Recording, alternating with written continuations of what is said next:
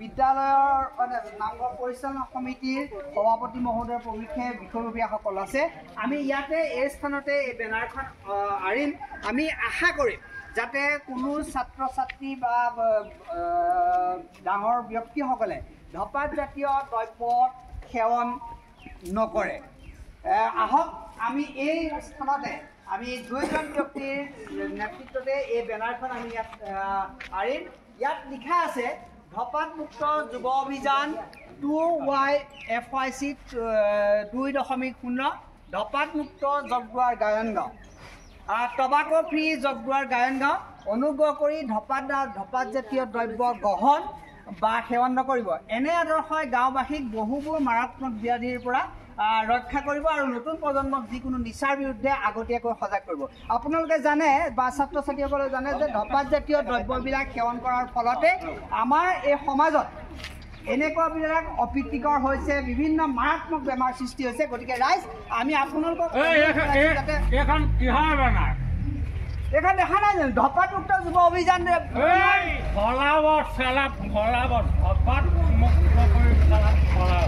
তুমি এইবোৰ ক'লে নহ'ব নহয়। আমি দেখিছে নে ৰাইজে খাইছে নামাতিব, এইবোৰ বৰ ভাল কথা হোৱা নাই নহয়।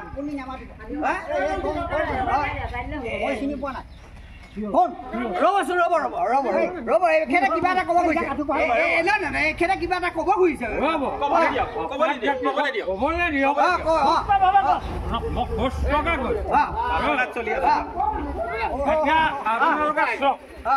এতিয়া এইখন ধৰি বেনাৰখন আহিলে ফটো মাৰিলে আমাৰ সমাজখন সংস্কাৰ হ'ব জানো আপুনি হ'ব বেনাৰখন মাৰিলে প্ৰত্যেকে যদি কৈয়ে থাকোঁ বেনাৰে মাৰোঁ পোষ্টাৰে মই প্ৰত্যেকে ক'ব লাগে যে আমি নিচামুক্ত অসম কৰিব লাগে। চালা কৈ থাকিলে নহ'ব নহয়, হাতে কামে কৰি দেখাব লাগে। সেইটো কাৰণে চোৱা তুমি যিবিলাক কথা কৈছা সেইটো কিছুমান কেতিয়াবা অযুক্তিকৰে এনেদৰে নিচা হৈ পেলাই আমি কিবা এটা ভাল এই গাঁওখনৰ কাৰণে এটা ভাল কাম কৰিছোঁ আৰু তুমি তাত কৰিছা এই দুপৰীয়াখন এনেকুৱাখন নিচা খাই পেলাই এই গাঁওখনত আহি কৰিব। চালা ইমান যদি মোৰ গাঁওখন চবেই ভাল হৈ যায় মই কেতিয়া ভাল হৈ যাম মাজে পৰা মই বেয়া বস্তু সুন্দৰ ভাল সুন্দৰ কথা। কিন্তু তুমি এটা কথা ভালদৰে এটা কথা বুজিব লাগিব যে কাৰোবাক কিবা কোৱাৰ আগত নিজে কিন্তু সচেতন হোৱাটো প্ৰয়োজন হয় নে বাৰু? চালা কেনিবা ৰাস্তালৈ যাব নোৱাৰে যাৰ তাৰ গালি বা ঘৰত থাকিব নোৱাৰি চালা মাইকী মানুহৰ গাড়ী সেইকাৰণে চালা ভালে হৈছে। এতিয়া চোৱা এই গাঁওখনত চোৱাচোন ইমান যোৰহাট জিলাৰ পৰা আহি পেলাই এই গাঁওখনত আমি ইয়াৰ পিছত ধঁপাত মুক্ত জগদুৱাৰ গায়ন এই গাঁৱৰ এই বেনাৰখন আহি পৰিলোঁ আৰু তুমি ধৰা আহি পেলাই এনেদৰে বৰ অপ্ৰীতিকৰ। মই খুব ভাল পাইছোঁ। আমাৰ গাঁওখনত প্ৰায় মানুহৰ ঘৰত ধঁপাত চপাত জাতীয় বিড়ি চিগাৰেট বন্ধ হৈছে। চালা মই আজি পৰা কিন্তু সঁচাকৈ কৈছা নে নাই?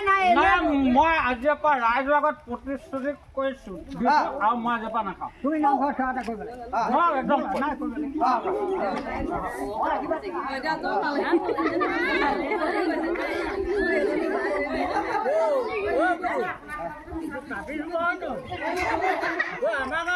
আমি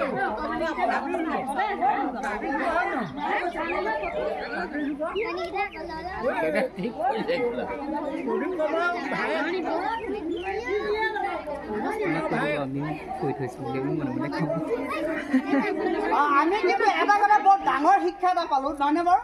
এই যে আমি এইখন বেনাৰখন অনাৰ কাৰণে সেইজন এজন মদাসক মানে মদ ব্যৱহাৰ কৰা ব্যক্তিয়ে কিন্তু এটা বৰ ভাল কথা শেষত ক'লে যে তেখেত এটা খুব আদৰ্শ যে তেখেতে ধঁপাত নাখাওঁ বুলি তেখেতে নিজে প্ৰতিজ্ঞা কৰিছে আৰু এই গাঁওখনত ধঁপাত মুক্ত পৰিৱেশ মানে ৰক্ষা কৰাৰ ক্ষেত্ৰত এটা পৰিৱেশ ৰক্ষা কৰাৰ ক্ষেত্ৰত তেখেতে কিন্তু ৰাইজক সহযোগিতা কৰিম।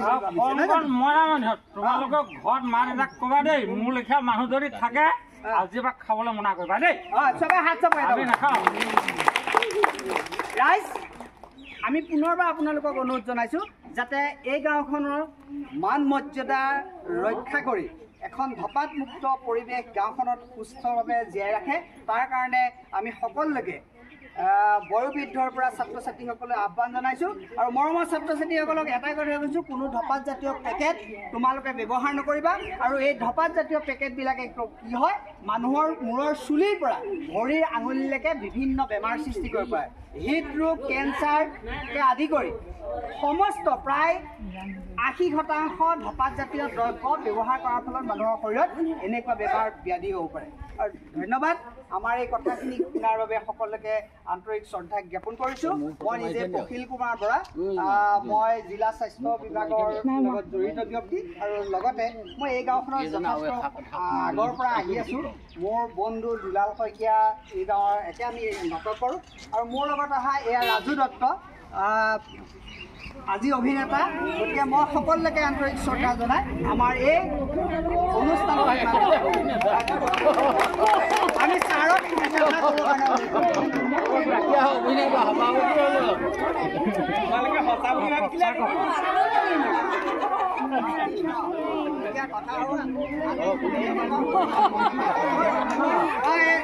মই কৈ দিম আপোনাক হেৰিটো।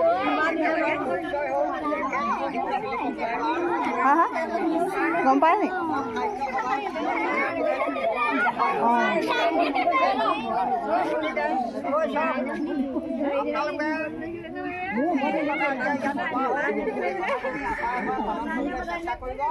এই বাচ্চা এতিয়া দিল্লীলৈ যাব।